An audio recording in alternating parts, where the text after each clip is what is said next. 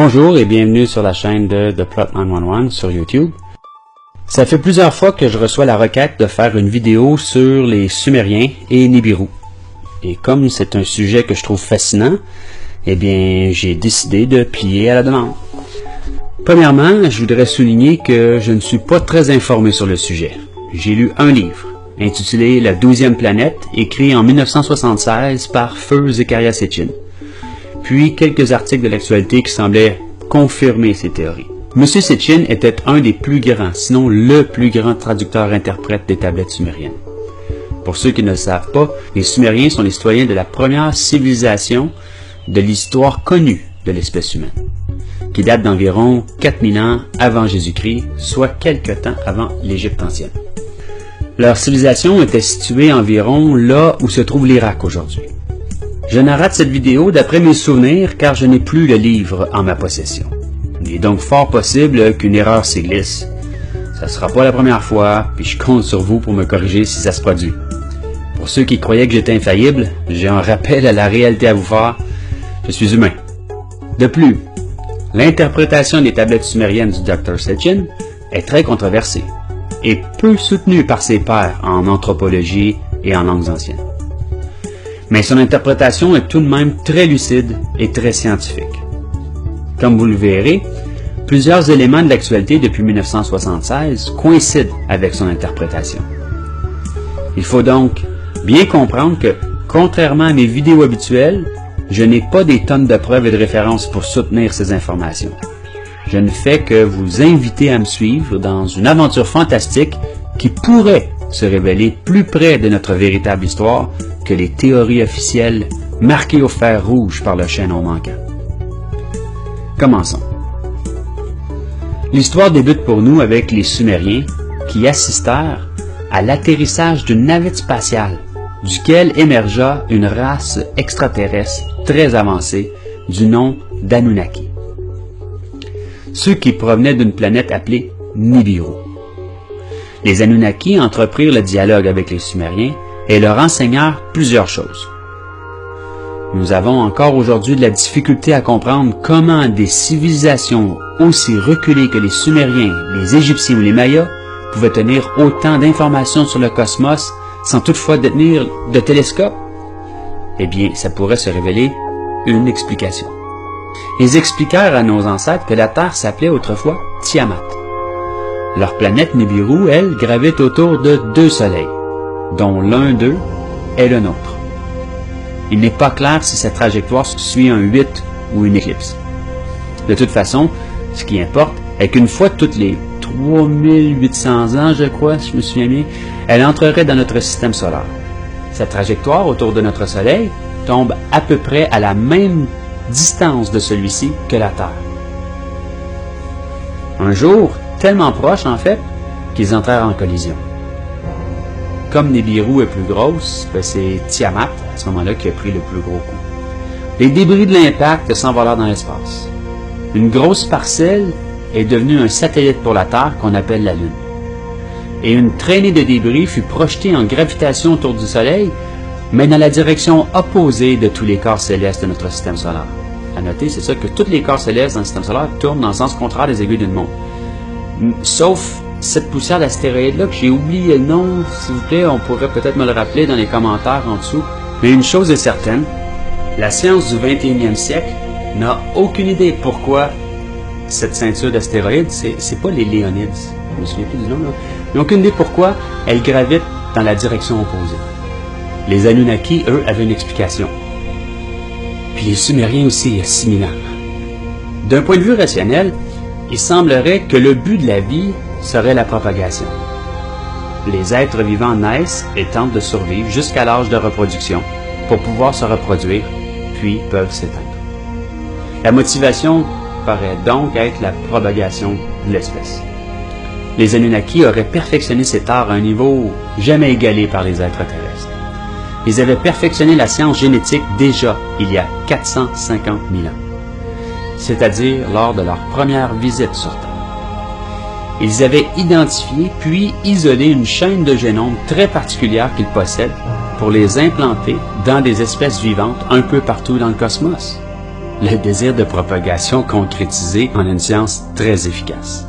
Ils auraient ainsi fait une mise à jour, entre guillemets, très sophistiquée du code génétique du primate qui fut notre ancêtre pour le façonner à leur image.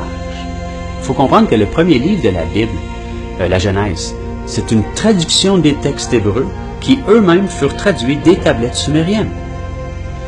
Mais même en hébreu, le terme Elohim est la forme plurielle de ceux qui descendirent du ciel sur la terre.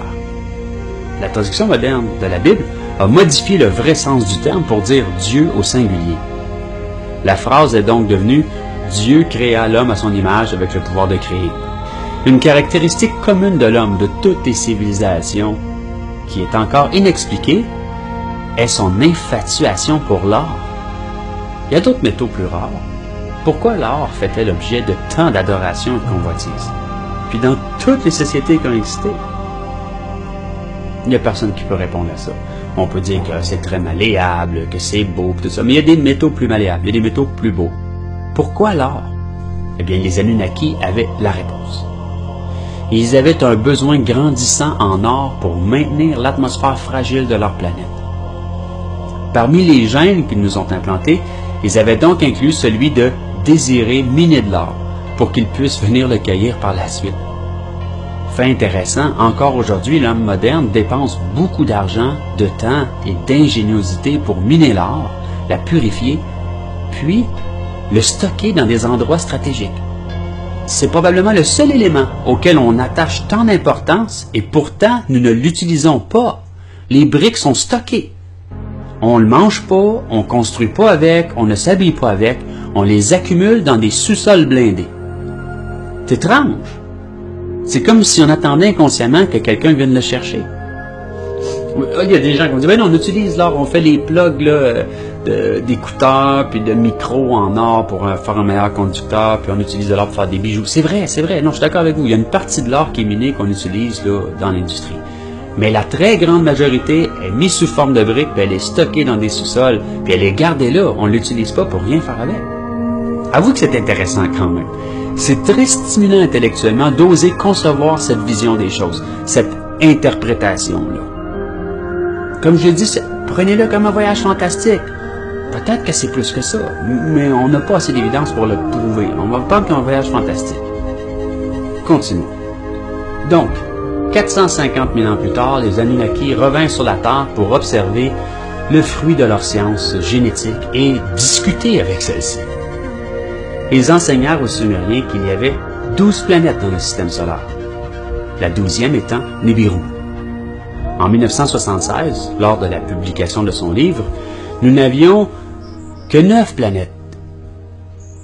Incluant Nibiru, on pourrait dire 10. Mais il en manque 2. Il était totalement fou d'avancer 2 planètes jamais vues par l'homme moderne, considérant la force de nos télescopes, et de plus avancer que les Sumériens en connaissaient l'existence il y a 6000 ans. Peu après les années 2000, l'Homo sapiens sapiens découvrit une 11e planète qu'il nomma Quaoar. Quaoar. Moi, quand j'ai vu ça, j'ai crié « Bingo !» J'étais émerveillé que cette histoire fantastique que je vous raconte puisse avoir du bien fondé, bien réel après tout. Les nombreux admirateurs de Sitchin criaient victoire. Nous avons dénoté une intense réticence de la part de nos dirigeants et de la communauté scientifique.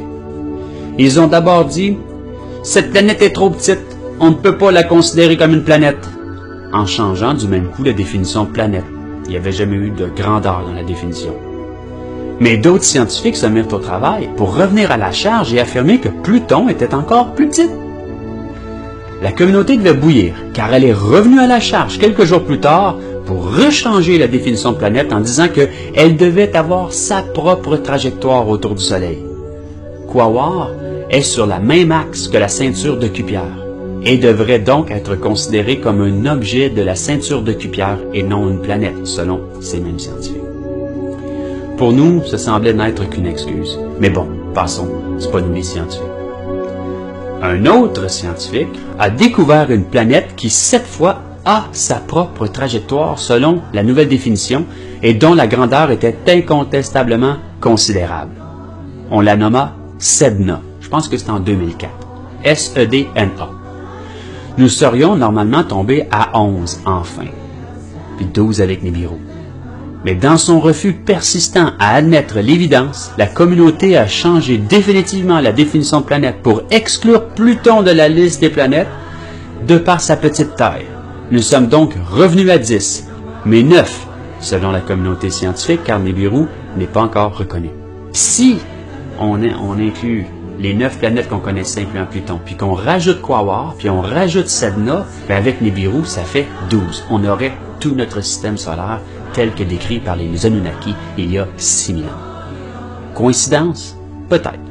Je vous laisse le luxe d'en juger par vous. Autre fait d'actualité intéressant, en février 2001, on publie dans tous les grands journaux du monde l'aboutissement d'années de recherche. Nous avons finalement fini de mapper le génome humain.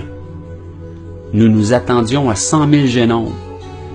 Mais l'humilité fut de mise quand nous avons découvert que nous n'en avions que 30 000. Et un ver de terre, pour vous donner une échelle, a 19 000 génomes. Une mouche à fruits, 13 000. Ça dégonfle une tête enflée, je vous jure. J'ai lu l'article de la nouvelle dans le New York Times et le Washington Post en février 2001. J'aimerais ça, si quelqu'un trouve cet article-là, qu'on me l'envoie. Zecharia Sitchin, le professeur d'université, l'a noté sur son site, je vous mettrai le lien. Donc, l'article ajoutait que sur les 30 000 génomes, 227 ou 237, je ne me souviens plus, n'avaient pas pu être identifiés dans aucune des deux listes de génomes des invertébrés et des vertébrés des espèces terriennes. De plus, aucun des prédécesseurs ne s'y trouvait. Par-dessus tout ça, ces génomes avaient été implantés latéralement sur l'hélix de l'ADN, et non verticalement comme les gènes d'une évolution normale le font. À noter que quand nous modifions génétiquement des plantes ou des animaux, nous les êtres humains, on le fait avec des transferts latéraux, soit qu'on vient implanter des gènes latéralement ou qu'on les retire, mais c'est les transferts latéraux qu'on fait, comme celui que nous avons subi, nous, l'Homo sapiens sapiens. Le consortium n'a eu d'autres alternatives que de conclure dans cet article de février 2001 que nous, les Homo sapiens sapiens, avaient été modifiés génétiquement par une intelligence extraterrestre. C'est les mots tels quels qui étaient utilisés dans l'article. Intelligence extraterrestre. Ceux qui ont conservé cette édition du journal détiennent la preuve physique de ce que j'avance. Mais l'Église catholique n'a pas aimé du tout. Et la force avec laquelle elle a réagi a forcé le New York Times et le Washington Post à corriger l'article sur le site Internet immédiatement.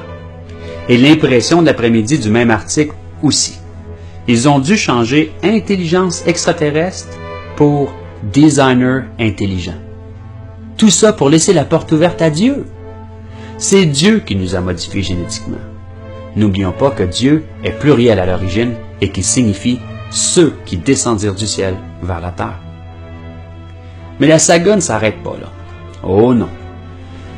Des scientifiques, probablement catholiques, sont dès le lendemain arrivés avec la théorie selon laquelle les bactéries peuvent faire des transferts latéraux de génome et modifier ainsi le code génétique d'êtres vivants.